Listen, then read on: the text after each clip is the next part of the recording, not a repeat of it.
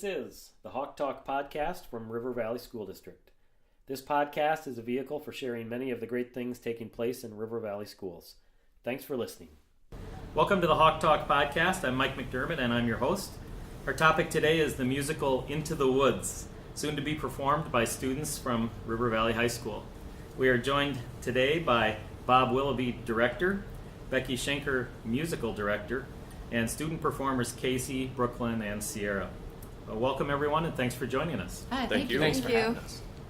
So, Bob, we're 2 weeks away from opening night. How are you feeling about the production at this point? Pretty good, I think. Yeah, I've done this before, and I'm feeling better at 2 weeks before than I normally do during a show. So I think we're on our way. We still have a lot of stuff to do, of course, in the last 2 weeks, but I think we're going to have a really good show. So, Bob, you've been involved in musical productions in a number of ways. How long have you been directing? I think I directed my first show back in 1994 in Mazomanie, where I grew up. And then I directed this particular musical for Mazomanie Theater Company in 1995. And interestingly enough, Brooklyn, her aunt, was in that production. So there's connections between them. And then I directed the high school musical here back, I think it was like 2002 through 2005. And then normally I just play piano for the musical, but because I love this show so much, I thought I'd try it again. Great. Becky, you're the vocal music teacher here at River Valley. Does preparation for a show like this just take over what you're doing on a day-to-day basis? I wish it could, but it can't. These kids are in so much. Like, I know these three kids are either going to Dorian Honors Choir or have Driftless Honors Choir in January, Solon Ensemble in March. So life doesn't stop just because the musical's happening. It'd be really nice if we could just take the time and just go musical, hardcore all the time, but they're in so much that we have to keep doing all sorts of music to keep it fresh in our brain. Like tonight, they're caroling at the Meadows, and just lots going on. So, great. How does the decision get made about what musical you'll do? Or you do a musical every year, correct? So Yep. Is that your choice? Yeah, between me and the director, and I think we look at the possible cast that would be in the show. We look at how many men, how many women we have, and then based on that, based on themes, based on musical ranges, if we have a really solid tenor, why not we pick a song or a show around a tenor? Or this particular show seemed really good because we have a really good ensemble in the choir, particularly this year. So it's 23 members and everybody's working hard. Everyone is speaking and singing by themselves, and I think we just had a really good class this year that could handle that mature of a musical. Sure. So for those of us who don't really know the show Into the Woods, what's it about? You do this. Or somebody feel free, I'll go anyone ahead. to speak Well, up. as I said before, I really love this musical. It's by Stephen Sondheim, who's one of the best the composers, lyricists in musical theater. And this is one of his more popular shows. It's about fairy tales, basically. And the first act, it takes all sorts of fairy tales that you know. Little Red Riding Hood, Cinderella, Jack and the Beanstalk, and others, and weaves them all into one big story that intertwines. And then they create their own fairy tale of the baker and his wife, and include that. And you get to the end of the first act, and it all is resolved, or so you think. In fact, I've had people, when I've done this show before, they just leave at intermission, and I have to stop them and say, no, there's more. And without giving too much away, the second act is kind of where the rubber hits the road, and things change, and it's all of a sudden what you saw in the first act is not what you thought was going to happen, and there's a lot of great lessons in the second act. So when you come to the show, stay for the second act. Don't leave at intermission. Great. So let's find out what roles our students are playing. Sierra, what's your role in this musical? I get to play Cinderella, so I'm the girl that can't make her own decisions and basically thinks that everything's perfect because she doesn't, but she learns that it's really not, and that she can learn from her own mistakes. And can talk to birds. And can talk to birds. That's incredibly valuable skill. And that's one of the, if I can pipe in, that's one of the interesting things about the show is it adds modern psychology on top of fairy tale. So as she said, she can't make up her mind, and so the modern psychology gets put into fairy tale so that the audience can relate to it. Great. So Sierra, with a couple weeks left, scale of 1 to 10, how are you feeling about your preparation? You rock solid with a 8 or a 9, ready to go? I wouldn't say rock solid. Of course, there's always a few bumps in the road, or you're like, yeah, I got this. And then you go on stage and your mind just goes blank.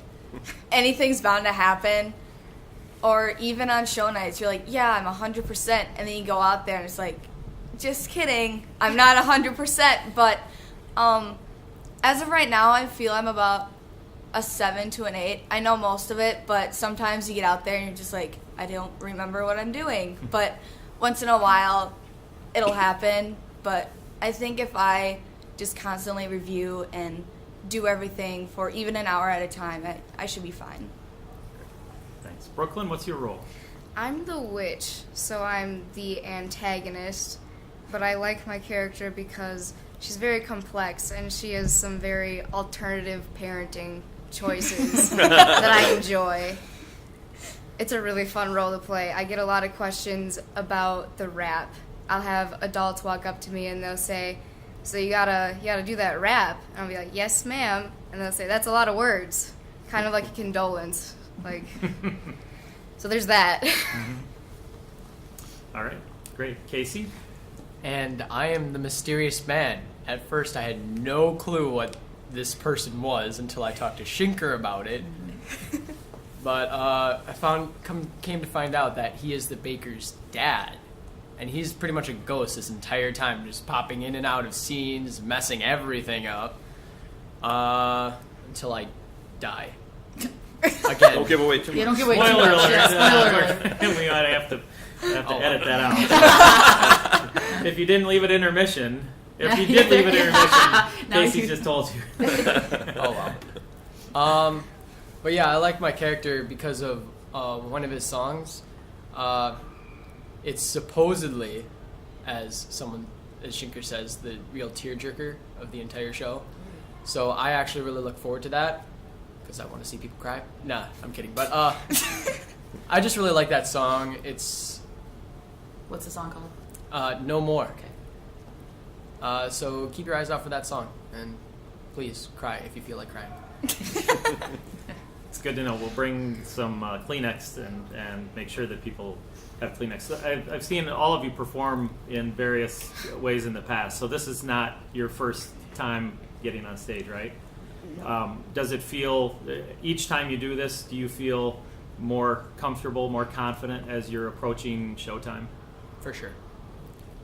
It's different because I think all of us have had various sizes of roles throughout the years, and it's a lot different for some of us because we've gone from nearly nothing in the chorus to some of the bigger roles in the entire show. So some of us will be nervous, some of us will walk on with confidence, and you won't be able to tell. Hopefully not anyways. I know I personally have grown a little bit throughout the years. Like in West Side Story, I had a song and some lines, but like this year, it's like a whole new thing. Like you got to know everything. You got to know how other people have it. So it's a little nerve-wracking, but I think it'll all be okay in the end. Exactly, and you're performing this show at the Touchstone Theater at APT, so how cool is that? So cool. That's Very really cool. exciting. For all of you, So right? cool for Yeah. everything. It's going to yeah. be fun. New environment for the last year.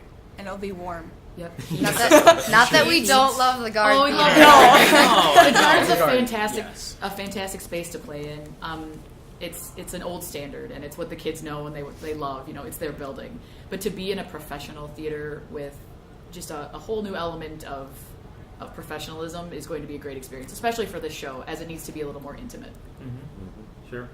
Well, just as a spectator, having been to shows at Touchstone, it's such a great experience, and I imagine it will be. Now, are you rehearsing at Touchstone now, or are you rehearsing only here at the high school? We'll start on Monday at the Touchstone. Oh, well, that'll be another layer of excitement, won't it? Oh, yeah. definitely. Absolutely. And when I started directing this, I realized all the shows I've directed in the past were on a stage like the Guard, a proscenium stage they call that, where it's just, stage and the audience. And of course at the Touchstone, it's three sides around the stage. And I realized, how do you direct for that kind of a space? And so I had to figure that out. So that was a new challenge. Yeah, great. How long have you been rehearsing? When did you start rehearsals? Mid-October. October 9th. I believe, is our first read-through, our first rehearsal. So they've been going hard, and every day, I go to other schools and you rehearse every day. I'm like, how can you not rehearse every day? I could rehearse 4 hours, 5 hours a day if we really could, but they've been working very hard. Mm-hmm. Yeah, and I imagine it feels a little bit now as you get closer and closer, potentially a little bit of panic when you're running out of hours, right? There's only so many hours you have to rehearse, and everybody's got to be ready. Any panic for you guys? Not for me. I'm a pretty chillax dude most of the time, so Goes without saying. You say 2 weeks, I say 15 days. I'm holding on to the minutes. Okay. Great. I say where are my shoes going to be at all times, because that's the big thing for me. Cinderella has to know where her slippers are. Yep. Exactly. So walking around the house singing these tunes all the time? Or is that just in your head? Oh, no, for sure. My parents get so annoyed with me all the time. They're like, Cieara, stop singing. I'm like, but I have to. I don't have a choice. Or even just waking up in the morning, getting ready, you just go through your lines every time. It's just a constant routine that you got to do so you know that you're going to be okay. yeah, I sing at my house, and my dad always looks at me like I'm crazy. Like, what are you doing? Sometimes I don't pay attention in class because I'm going through all my lines in my head. Uh-oh. Edit this out. Yeah. Edit this out. Well, I am dedicated to the show. I'm guessing it wouldn't come as a total shock. Whoever's class she might be in. So if you look at the roles that you have and the music that you're performing, where would you put it in relation to other shows you've done or songs that you've sung? Is this something like, would it be your favorite show that you've done, or thinking about the performances you've been involved in as you look back, what are some things that you've really enjoyed? Personally, I've strictly been a chorus member the last 3 years, and now I have multiple large solos, and it's like leaps and bounds ahead of what I was doing in years past, and it's a lot of fun. So I've gone from doing like little itty-bitty songs in a chorus and costumes to costumes and a bigger role. So Great. Are all three of you seniors? yep. Yes. Okay, so this is the grand finale for you as high school musical Sadly. participants. Yeah, do you envision yourselves going on and continuing in music beyond high school? Hopefully. I would like to participate in other things with music, but that is not what I would like to pursue in. Yeah, same here. Music's always fun to do, and it's always going to hold a special place for me. But it's not something that I want to full-on pursue. Sorry, Shanker. Yes, I don't think that. And that's a great conversation that I always like try to have with when they're trying to pursue music. Is like you have to know if you want that as a career or if it's a hobby. Because if it's a career and you wanted it to be a hobby, it could be really, you wouldn't like it anymore. And so I hope that they keep it at least as a hobby. And if they do go as a career, wish them the best. Well, it's such a cool thing having been at the Pops concert and seeing you perform. And seeing you perform with parents, and it could be grandparents. It's such a lifelong pursuit as a hobby. That what a great thing for you to have this experience at this age. So let's talk about show dates and times and tickets and all of that. What can you tell us? Sure. So December 15th we open at 7:30 p.m. December 16th at 2:30 and 7:30 p.m. and then Sunday December 17th at 2:30. And how are tickets looking, Bob? Tickets, Friday night is already sold out, which is unprecedented. So if you're listening to this and you're planning on coming, get your tickets now. You can either go to Arcadia Bookstore, buy them and have the tickets in hand, or you can call the phone number, which is my phone number, 608-588-3315, and we will reserve them for you, and you can pay for them at the door. Don't just show up for a show, or there will not be tickets left. Get them ahead of time. The seating capacity is around 200. 201. Right? What is the guard? I think the guard is 215. Okay, so it's comparable. I was wondering. So it's comparable, slightly less. Slightly less. Every seat out there is a good seat, I would say. Yes. Yep. Well, great. Well, what an exciting couple weeks coming up. We'll look forward to seeing the show, and good luck to all of you, and congratulations for all the great work you've done here. Thank you. Thank you. We closed the podcast today with some samples from a recent rehearsal of Into the Woods. What's as intriguing half so fatiguing as what's out of reach. Am I not sensitive, clever, well-mannered, considerate, passionate, charming, as kind as I'm handsome, and dare to affirm? You are everything maidens could wish for. Why no? Do I know? A girl must be mad. You know nothing of madness till you're climbing her hair and you see her up there as you're nearing, all the while hearing her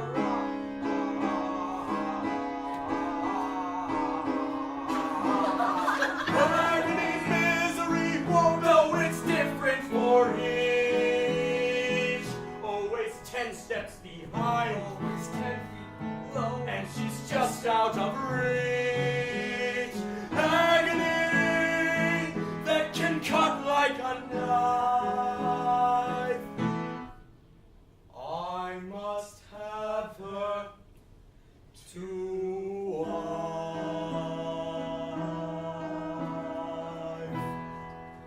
Perhaps it will take the two of us to get this child. You change, you're daring, you're treading woods. More sure, more sharing, you're getting us through the woods. If you could see, you're not the man who started, and much more open-hearted than I need to be. It takes two. I thought one was enough, it's not true. It takes two of us, you came through. When the journey was rough, it took you. It takes two of us, it takes care. It takes patience and fear and despair. To change, will you swear? To change, can't tell if you do. It takes two. You change, you're grimy, there's something about the woods. Not just surviving, you're blossoming in the woods. And I fear we'd stay the same forever. And then out here, you're passionate, charming, considerate, clever. It takes one to begin, but then once you've begun, it takes two of you, it's no fun. When what needs to be done you can do, when there's two of you, if I dare, it's because I've begun.